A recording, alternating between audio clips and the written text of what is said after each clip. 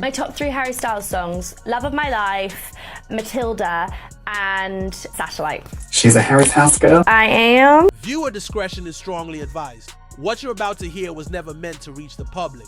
This is a leaked courtroom document, submitted under seal and flagged by Homeland agents for unexpected foreign national connections. It was quietly opened on day 13 of the trial. The file name? Harry Edward Styles. At 10:02 a.m., the court clerk announced an unplanned witness submission. It wasn't immediately read aloud, only logged. Then the lead prosecutor cleared their throat and said, "Your Honor, we have received a signed and notarized affidavit, postmarked from London, from a public figure who wishes to remain absent, but insists their name be known." The courtroom stirred as the name was announced, H. Styles. No one moved or whispered. No one expected him. Not here, not now, not Harry. The affidavit was only 4 handwritten pages, quiet but powerful. By the second paragraph, the room went cold. In May 2016, I was invited to an exclusive industry weekend in the Hollywood Hills. I was told it was a creative safe space. Artists, executives, producers operating outside the mainstream. It wasn't a party. It was an initiation. He described arriving at a gated estate just before midnight, no address, only GPS coordinates sent via text. They took his phone, gave him a bracelet, and said only one thing: be open, don't ruin the energy. Inside, he expected music, vibes, collaboration. Instead, the first room was empty. The second room was surrounded by mirrors on all 4 walls. The third room? Bathed in red light, no furniture, only cushions, masks, and silence. That's when he realized it wasn't about music, led deeper into the house. No windows, no clocks, just whispers. A man unknown to him pulled him aside. Smiling, he said, "You're special. They picked you for a reason." Harry asked what that meant. The man said nothing, just pointed to a closed door. "Everything changes after this. Don't break the circle." He didn't go in. Instead, he made an excuse about needing fresh air, found a hallway leading to the back patio, and ran. He jumped the sidewall, cutting his hand, flagged down a passing car, and told the driver he was being followed. The court then saw Exhibit 22B, a blurry photo from a rideshare dashboard camera. Harry Styles running barefoot, wristband still on, eyes wide, timestamp 1 a.m. He never gave an interview. He never filed a police report. He never told anyone until now. He buried it for years. But when he saw leaked hallway footage submitted in the trial, the mirrors, the red light, he knew it was the same place. He knew it was time. The courtroom stayed still. The man the world saw as untouchable, the golden boy, the heartthrob, the rock star, had just admitted he ran for his life. And almost no one knew until now. The prosecutor slowly opened the next exhibit, as if holding something radioactive. Because this wasn't just about what Harry said. It was about what happened after he ran. The court was shown Exhibit 22C, a scanned security incident report from the Mandarin Hotel on Sunset Boulevard, dated May 14, 2016, 2:38 a.m. The report was brief. Male guest returned visibly shaken. Reported being followed. Asked staff to check for tail vehicles. Guest declined police contact, saying they said I'd ruin the energy. That's a direct quote from hotel security. They said I ruined the energy. The report included the guest's initials, HS. It noted he requested a room change and that his room number be removed from all internal directories. But that wasn't the worst part. At 6:17 a.m., a black gift box was delivered. We are about to play the freedom videos and festivals and things. Bro, Diddy's sweats are in the courtroom. To the front desk, no name, no label, just a handwritten tag for the person who stepped away. Inside the box, a black silk scarf, a pair of noise-canceling headphones, and a burned CD marked only with a red circle. Exhibit 22D revealed photos of the contents. Hotel management contacted Harry's assistant, and the package was quietly discarded. No fingerprints, no tracking number. According to a follow-up statement in Harry's affidavit, he said, "I never listened to the CD. I threw it away the moment I saw the circle. Then there was the note folded at the bottom of the box, taped inside the lid. Exhibit 22 showed the typed white paper, unsigned, reading, "You don't leave the circle, you just walk away from the music."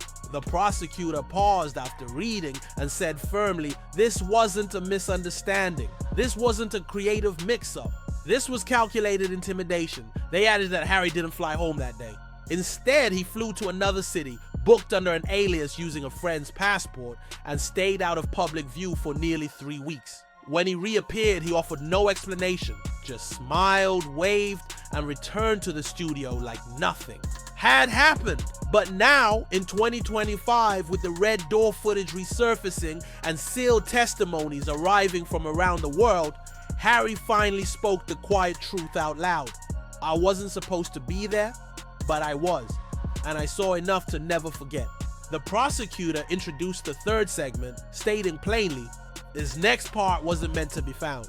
It only surfaced because Mr. Styles personally requested a copy 7 years later. Exhibit 22F was a digital still taken from the Mandarin. Hotel security camera recorded May 14th, 2016 at 4:13 a.m. It showed Harry exiting the elevator barefoot carrying his jacket. But the focus wasn't on Harry. It was on the man standing at the hallway's end, still and just out of camera range, wearing a black hoodie and a red bracelet. Harry told the hotel it was a paparazzo and brushed it off. But in his 2023 affidavit, he admitted he wasn't holding a camera and he didn't follow me to the lobby. He just watched. Next was Exhibit 22, an unreleased lyric sheet titled simply Thorns, written 3 days after the incident, found locked away in Archive 2016. Sessions. The chorus read, "I was led down quiet halls where the mirrors never blink, where the music didn't play and the air told me to sink." Harry never recorded the track, shelving it along with 2 others from that week. But his journal entry from that night, Exhibit 22 said it all. "They didn't want my sound, they wanted my silence. They didn't want my talent, they wanted my obedience." He also described the final phone call weeks after the event. Block number, British accent, polite but chilling. The caller reportedly said, "We heard you had a strong reaction. It happens to some.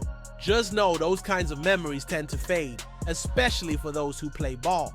Harry never responded or mentioned it again until the red hallway footage was unsealed in court this year. That image, the mirrors, the light, the hallway, I never should have been there. I saw it and remembered everything. This wasn't just a creative retreat gone wrong, it was a machine. And Harry Styles, the global darling who always smiled, out through the chaos, had once looked it dead in the face and ran. The prosecutor adjusted the mic, and for the first time since Harry's name appeared in the trial, they didn't hold back. They spoke with gravity. Mr. Styles did not come forward out of curiosity. He came forward realizing this would never end on its own. They then presented Exhibit 22I, a booking notice from Abbey Road Studios dated May 14th, 2017, exactly 1 year after Harry's Hollywood incident. The studio session was confirmed, cleared for 9 a.m. But at 7:41 a.m., his team got a cancellation email. No reason, no contact, just a 2-line message. Session has been reassigned. He's going to be truthful about this case because he wants to portray that to the people who have loved him his whole life. And I think he also feels an obligation to people in general. Maybe it's black people, maybe it's white people, maybe it's anybody who's ever felt aggrieved and targeted by the government. He feels an obligation to those people to say, you know what, maybe I can break. Alternate plans revealed they attempted to reach a black man in federal court. When they followed up later that week, the studio simply responded, "We're sorry." That file no longer exists.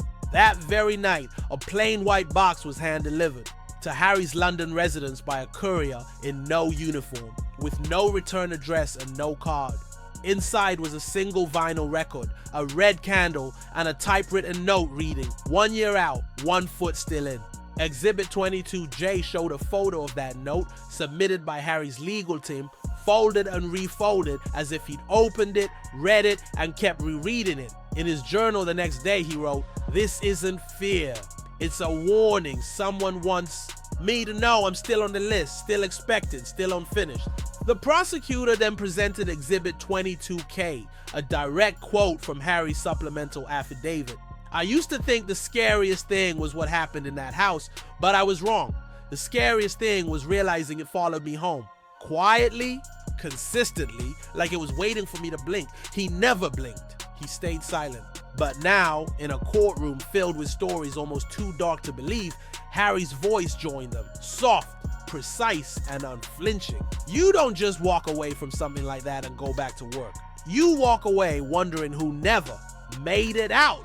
The prosecutor paused before reading the next exhibit because this wasn't just a memory, it was a message from someone who never left the house. Exhibit 22OL was a voicemail timestamped March 2021, sent from a US number with no saved contact name. Harry had kept the file, and after Cassie's testimony was unsealed, he forwarded it directly to the prosecution. The voice was female, calm and familiar.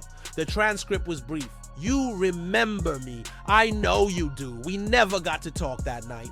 You ran, smart boy. I didn't, but it's okay. I'm okay now. Just wanted to say we should have pulled you back in. That was our mistake, but you'll understand someday. We were all meant to be in a circle. No one leaves forever." The voicemail ended with a soft hum, almost like singing. No lyrics, just tone, the same 3 notes. Harry later wrote, "Over and over, like she was lulling me back." The prosecutor then showed Exhibit 20, a page from Harry's personal lyric journal dated 2 days after receiving the voicemail. At the bottom of the page, underlined 3 times, was the line, "What if I was chosen not for my voice, but for my silence?" Then came the turning point. Exhibit 27 was a redacted email sent from Harry's assistant to his private legal counsel in November 2023, just days after Cassie's lawsuit became public. The subject line read, "We need to talk. Harry says he knows that house." In a follow-up statement filed in court, Harry explained, "I saw the story, and then I saw her, Cassie. For the first time in 7 years, I stopped pretending I was imagining it. If this is happening to her too, I'm done staying quiet." He didn't give interviews, didn't post cryptic tweets, and didn't hide behind reps. He sent the documents, each page signed, instructing the court to use his real name, because Harry Styles was not just another casualty of the industry. He was the one who ran, and finally dared to turn around and say, there are others still in there. Someone has to break the circle. The courtroom fell silent as the prosecutor opened the last page of Harry Styles' submission.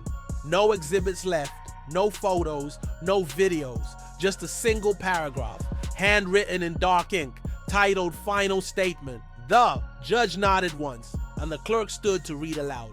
"I spent years convincing myself it didn't happen the way I remember, that it was just a strange party, the wrong room, a misunderstanding. But the truth is, I ran, and I ran for a reason.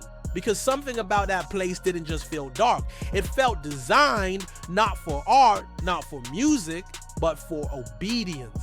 Then came the final image, Exhibit 20, a scanned page from Harry's private journal dated June 2016. Along the margin, scrolled sideways, he had written, "It didn't feel like a party, it felt like prey being studied." He had underlined the word pray 3 times. The prosecutor offered no commentary, no dramatization of the final line. They simply read it exactly as Harry had penned it weeks ago. "Fame gave me everything except safety. I'm not submitting this for shock value. I'm submitting it so the next boy who gets invited to that house knows you're not crazy, you're not soft, and you don't owe them anything. I made it out.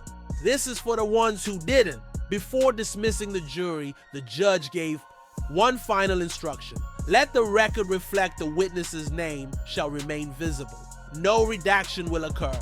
No pseudonym will be used. Because some names carry silence, and some names, once spoken in a courtroom like this, shatter the entire machine."